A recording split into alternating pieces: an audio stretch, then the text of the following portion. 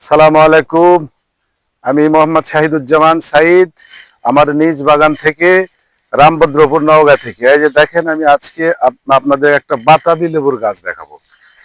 আমার বাতাবি লেবুর গাছ দেখেন, একেবারে মাটি থেকে, একবারে মাটি থেকে, এই যে দেখেন, মাটি থেকে ধরা শুরু হয়েছে। একেবারে ধরেন যে গাছের পুরা চতুর্দিক দিয়ে আপনি খালি দেখবেন যে কতগুলো ফল ধরে আছে।